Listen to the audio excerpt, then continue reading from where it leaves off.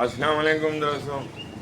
آج کچھ دن پہلے مجھے ایک کیس ملا تو میں آپ کو تھوڑا وہ واقعہ سناتا ہوں کہ دیکھیں.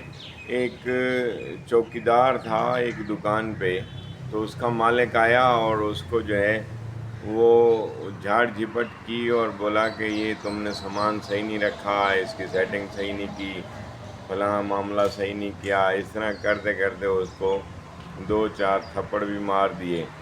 تو ساتھ بیٹھے پڑوسی تھے وہ آ گئے اور وہ اس کو چھڑانے لگے کہ یار تم اس کے ساتھ جو ہے نا ایسا کیوں کر رہے ہیں. اس نے کال کی، اس چوکیدار کی ماں بھی آ گئی اور وہاں موقع پہ، اور ان کی آپس میں لڑائی ہو گئی کس کی، کہ چوکیدار اور مالک کی. اور ساتھ میں وہ جو پڑوسی دکاندار تھے وہ آ گئے. وہ 8-10 تھے دکاندار، وہ ایک ہی خاندان کے لوگ تھے. تو وہ آ کے اس کو مالک سے لڑ پڑے اور کہا کہ بھائی اس چوکیدار غریب کو کیوں مار رہے ہو.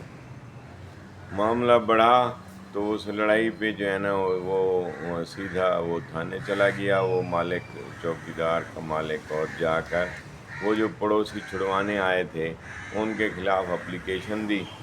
پولیس والوں نے کوئی کارروائی نہ کی تو وہ اس نے 22A CRPC کے تحت پٹیشن کورٹ میں فائل کر دی اور یہ موقف لیا کہ انہوں نے مجھ سے جو ہے نا، یہ جو پڑوسی تھے، میں اپنے چوکیدار کے ساتھ جھگڑ رہا تھا تو یہ جو پڑوسی تھے یہ آئے، میرا سارا سامان بھی ڈکیٹی کر کے لے گئے، مجھے فائرنگ بھی کی، مجھ پہ قاتلانہ حملہ بھی کیا اور میرے اتنے لاکھ روپے لوٹ کے چلے گئے.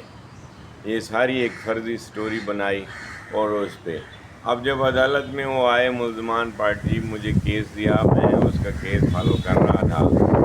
اب جب وہ چوکیدار کو میں نے کہا بلاؤ اس کی گواہی لے لیتے ہیں، تو نہ وہ چوکیدار آتا تھا، نہ مائی جو ہے نا وہ اس کی اماں وہ ان کے ساتھ آتی تھی گواہی دینے کے لیے.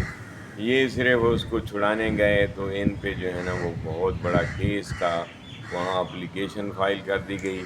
خیر ہوا یہ کہ وہاں ہم نے آرگومنٹس کیے تو جج نے بھی اس سے ایگری کیا اور ان کی پٹیشن جو ہے وہ ڈسمس ہو گئی اور اللہ کر کے ان ملزمان کی جان چھوٹی. تو یہ ہوتا ہے کہ دوسرے کے جوتے میں اپنا پاؤں داخل کرنا. تو میری ہمبل ریکویسٹ یہ ہے کہ آئے دن ہمارے پاس یہ واقعات آتے رہتے ہیں اور ان واقعات کے سلسلے میں آپ کو ایک یہ واقعہ بھی سنایا. میں جام شاہد ایڈوکیٹ کراچی سے. Thank you. اللہ حافظ.